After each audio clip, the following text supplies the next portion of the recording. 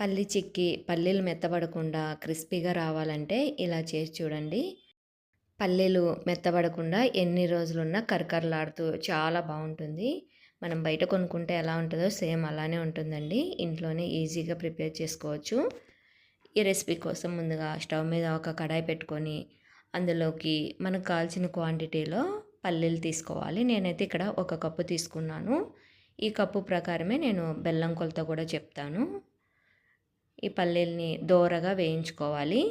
ఎప్పుడైనా పల్లీలు కానీ నువ్వులు కానీ పప్పులు ఏవి వేయించుకున్నా సిమ్ ఫ్లేమ్లోనే వేయించుకోండి. లోపల వరకు పప్పు బాగా వేగుతుంది, టేస్ట్ బాగుంటుంది. ఇలా వేయించుకున్నాక ఒక ప్లేట్లోకి తీసుకొని పూర్తిగా చల్లారిపోయాక పొట్టు తీసేసుకొని ఇలా 2 బద్దల్లాగా చేసేసుకోండి. వీటిని పక్కన పెట్టుకోండి. తర్వాత స్టవ్ మీద ఒక బాండిల్ పెట్టుకొని అందులోకి ఒక కప్పు పల్లీలు కదా, ఒక ముప్పావు కప్పు వరకు బెల్లం వేసుకోండి. ఒక 2 టేబుల్ స్పూన్ల వరకు వాటర్ వేసుకొని బెల్లాన్ని కరిగించుకోవాలి. మనం వాటర్ అస్సలు ఎక్కువ తీసుకోకూడదండి. వాటర్ ఎక్కువ తీసుకున్నామంటే మనకి పాకం రావడానికి ఎక్కువ టైం పడుతుంది. బెల్లం కరిగేలోపు చిన్న ప్లేట్ తీసుకొని దానికి కొద్దిగా నెయ్యి అప్లై చేసి పక్కన పెట్టేసుకోండి. ఇప్పుడు బెల్లం కరుగుతుంది కదా, అందులోకి ఒక టేబుల్ స్పూన్ వరకు నెయ్యి వేసుకోండి. నెయ్యి వేసుకోవడం వల్ల క్రిస్పీగా వస్తుంది, చాలా టేస్టీగా ఉంటుందండి చిక్కీ. వన్స్ ఇలా నురగ రావడం స్టార్ట్ అవ్వగానే మనం పాకం చెక్ చేసుకుంటూ ఉండాలి. ప్లేట్లోకి వాటర్ తీసుకొని నేను పర్ఫెక్ట్ పాకం ఎలా ఉండాలనేది చెప్తాను చూడండి. ఇలా మనము తీసుకొని వాటర్లో వేసినప్పుడు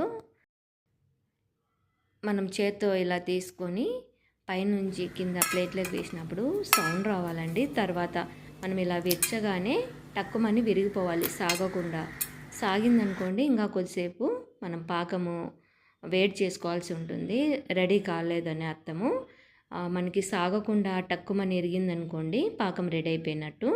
ఇలా రాగానే స్టవ్ ఆఫ్ చేసేసుకొని మనం ముందుగా రెడీ చేసి పెట్టుకున్న పల్లీలు వేసుకొని బాగా ఇలా కోట్ అయ్యేటట్టుగా కలుపుకోవాలి. తర్వాత నెయ్యి అప్లై చేసి పెట్టుకున్న ప్లేట్లోకి వేసేసుకొని వేసిన వెంటనే ఏదైనా గిన్నెకి నెయ్యి అప్లై చేసి పెట్టుకోండి. ఆ గిన్నెతోనే ఇలా బాగా ప్రెస్ చేసుకోండి. ఇలా నీట్గా అంతా సెట్ చేసుకున్న తర్వాత పూర్తిగా చల్లారనివ్వాలి.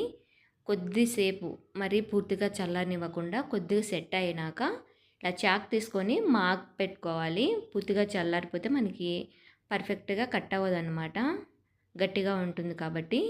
ఇలా కొద్దిగా చల్లారాక మార్క్ చేసేసుకొని పూర్తిగా చల్లారిపోయాక తీసేసుకుంటే చాలా ఈజీగా వచ్చేస్తుందండి ప్లేట్ నుంచి.